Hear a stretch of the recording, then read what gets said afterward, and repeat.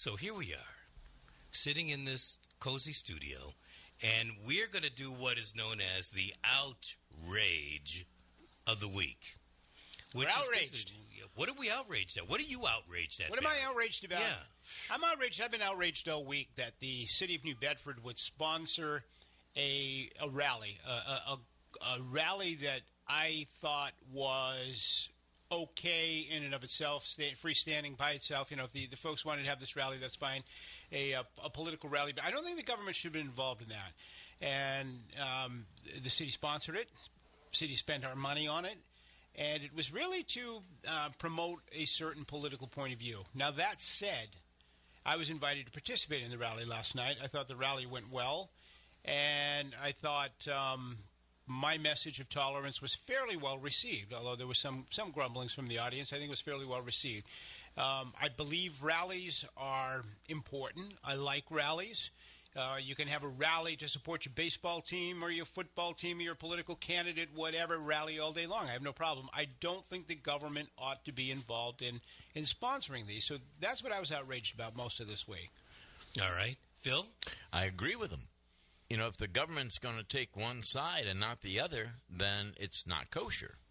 I don't know how it was presented to the mayor's office. Maybe he wasn't aware that this was, what it was, going to be. But nonetheless, Barry was right.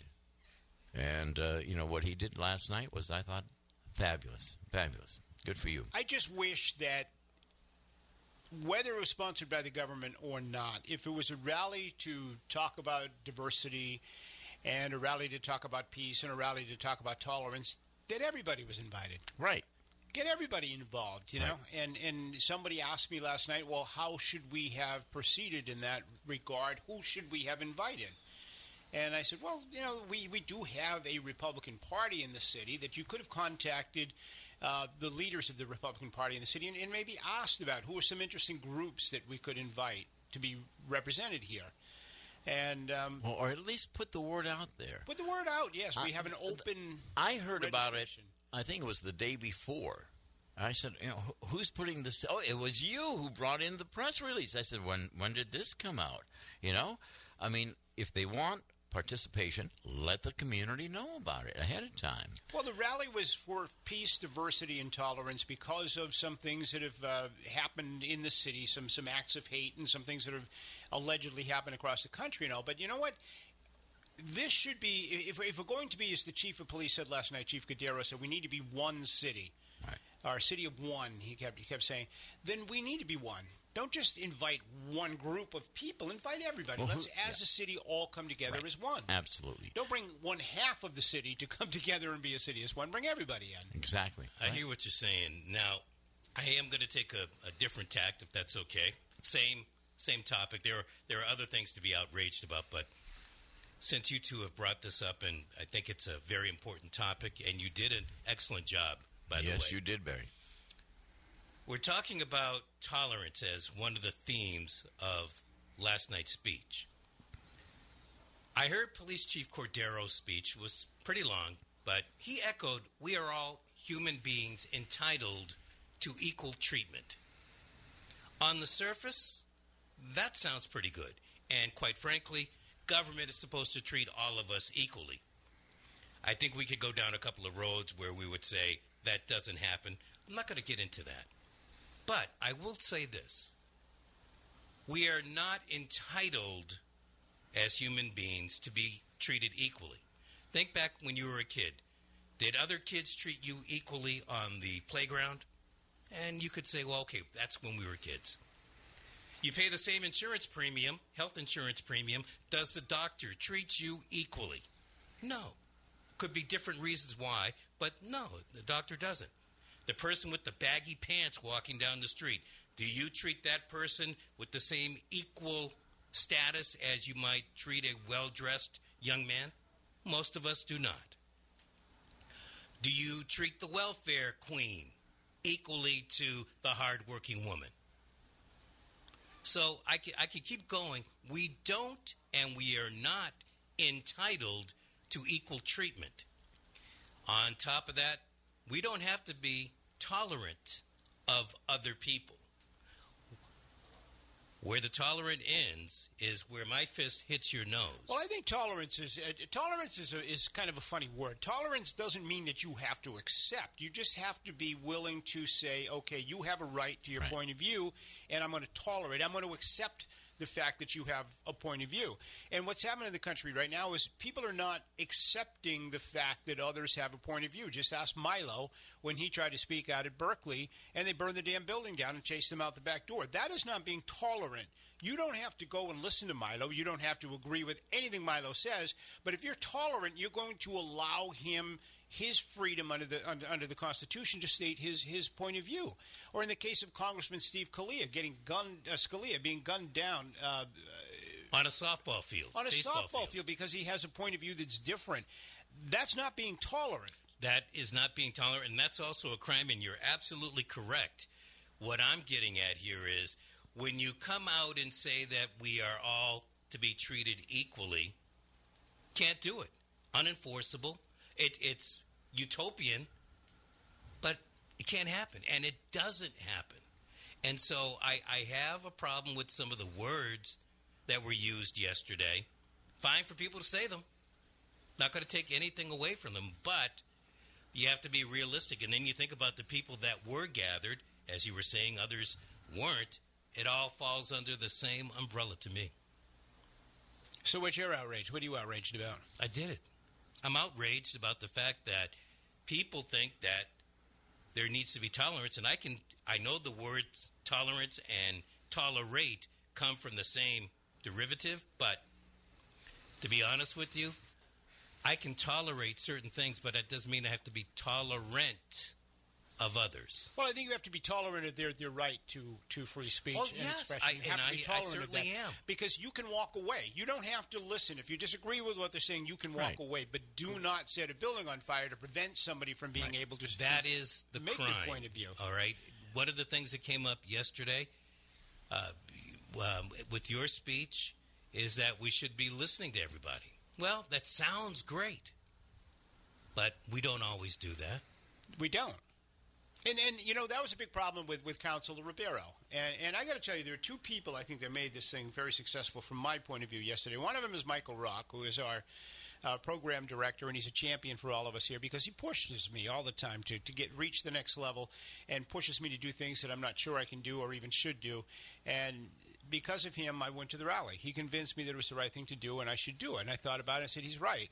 I can do this. And the other was Councilor Dana Ribeiro, who reached out to me. And I got to tell you, for the longest time, I didn't like Councilor Ribeiro. I didn't know Councilor Ribeiro. All I knew about her was her politics and a few little things. We stopped and put that aside, and we got to know each other. We went out for coffee. We got to talk about each other. And she said, tell me 3 things about you that I don't know.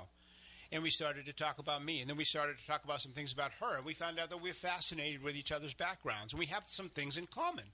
And my whole point last night is if you can at least begin that dialogue and find out that you've got some things in common with the other person that you perceive to be an adversary, then you can maybe start to find some common ground. And when you find that common ground, maybe you can find solutions. No, that's great. It really is. And I'll tell you right now, in all honesty and sincerity, I like Councilor Ribeiro. Now, we're friends. I consider her to be a friend now. And I'm so glad that she pushed me to do this. Yeah. Look at today's news with the tweets from President Trump and how that has created intolerance. So you heard on the radio this morning people calling in, how can you defend the president?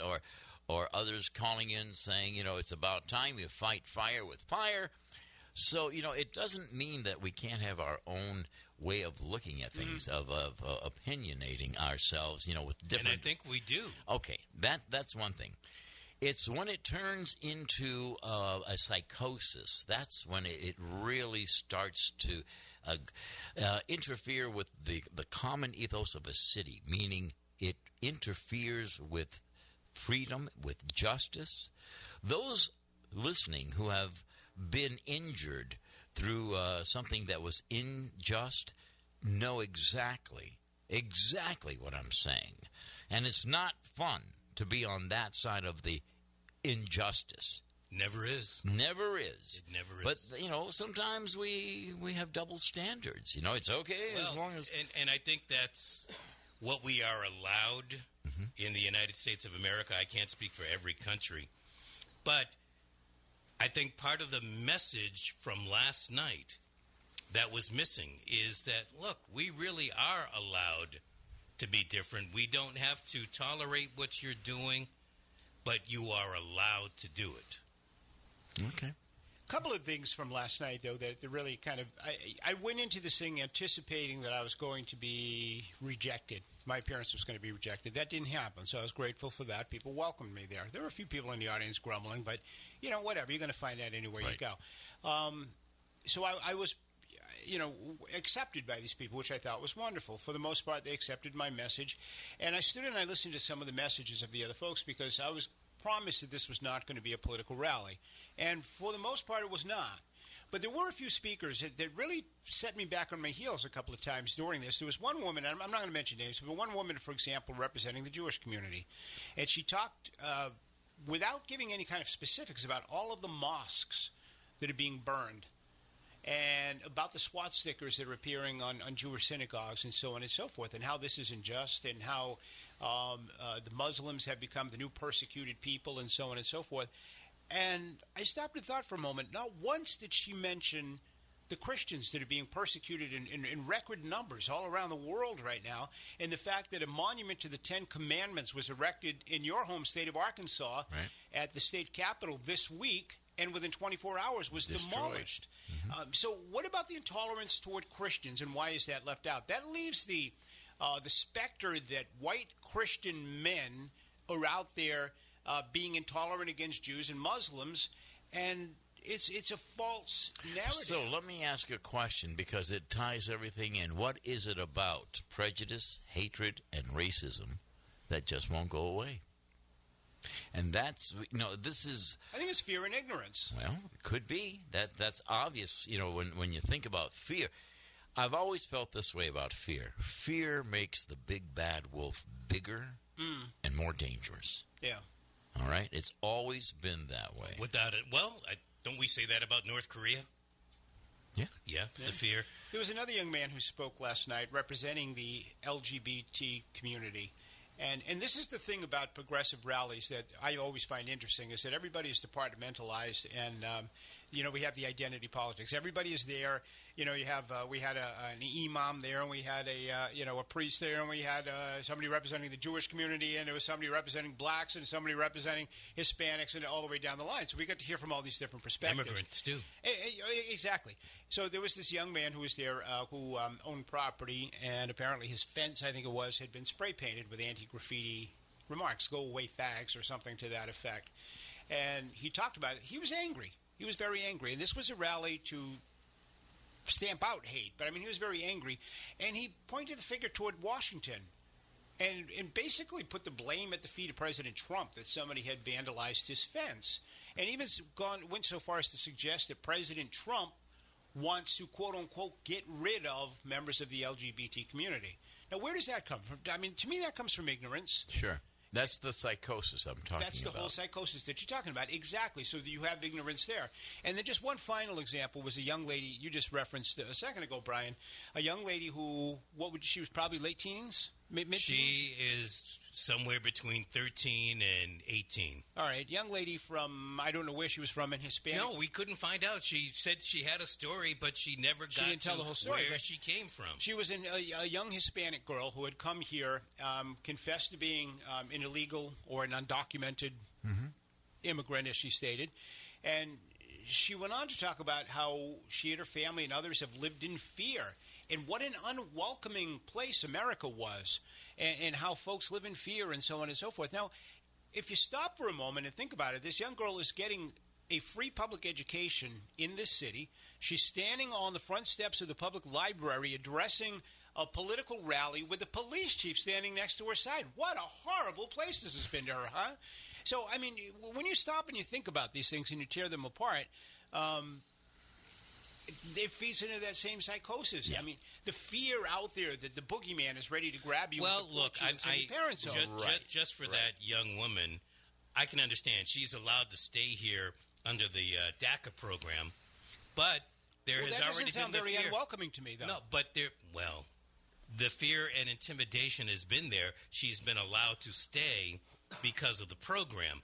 But prior to that, there was a fear that she was going to get kicked out. But she opened her remarks by confessing to have violated the law. Well, she violated the law of our sovereignty, then says we're not welcoming to her.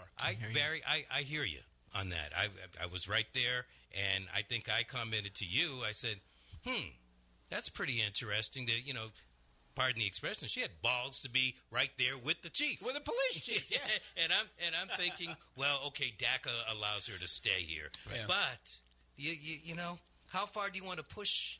Right, but don't complain. I mean, for somebody who says I am here illegally, I'm getting a free education here in society. I've been invited to address the community from the front steps of the government, from the library. People want to hear my story. So, I mean, it can't be all that unwelcoming to her. She's obviously not appreciating what she has received. Some things have gotten a little better, though. Some things. I'll give you a quick story. Right. I was with a mayoral.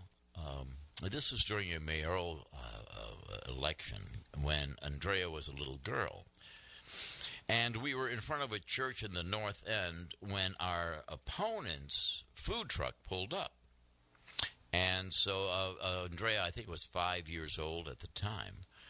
This guy gets out, and he starts calling everyone over for hot coffee, hot chocolate, and donuts. And Andrea said, she was cold. So we walked over there, and he put his hand on my chest. He says, not you. Not you. Knowing that I was with his opponent. And so I looked at him, and I saw, in Andrea's eyes, the bewilderment. That line is the psychosis of what we're talking about. Right.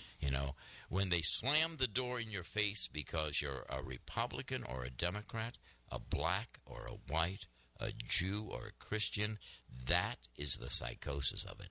Well, let's talk about that for a second. Why can't the person shut the door in your face? They do. They don't have to tolerate that. They don't have to. Because it's inhumanity. It's a cold day, and you got a little girl who wants some hot chocolate. What difference does it make if her father is a Republican or a Democrat? It's a cold day. Give the kids some hot chocolate. Okay, I get that, but I'm coming down to the root of it all. Mm-hmm. There's nothing illegal about it. It's a mean-hearted thing to do. Well, it is illegal in the eyes of government. Well, I mean, this is why we have discrimination laws. What do you mean, why? To shut the door on a political party? If it's done through discrimination, if you're being discriminated against, yeah, of course. Why are you discriminated against? I'm saying, in general terms, if you are discriminated against, there are laws that protect you, Brian. That's correct. And they're there for a reason. But what is the discrimination is what I'm getting at. Well, whatever it is, if there is discrimination. But there's no discrimination sometimes in political parties. You go to slice the hair in like 6 different pieces. Well, I don't mind slicing it because I think that is what the United States of America is truly all about. Well, that's where we can disagree. Well, all right. So you're a black guy. So you go up to this guy with your kid, and he says, "Sorry, Phil can have hot chocolate, but you and your kid can't have hot chocolate." That's discrimination. And you're saying, wait a minute, why is it race, right? No, wait a minute. It's saying no to me. Right. It might be based on race. I have to know exactly why. But there's nothing that says that person has to give my child or myself hot chocolate. No, they don't. But if they're distributing it to everybody else and they choose not to serve it to you and your child, there's a reason for that. So you say, well, that's okay, sir. That's your right. You don't have to serve me hot chocolate. And you walk away? Yeah. That's what I do. Correct. Absolutely. And do I patronize afterwards? Okay, so you don't have to rent me this apartment. That's okay.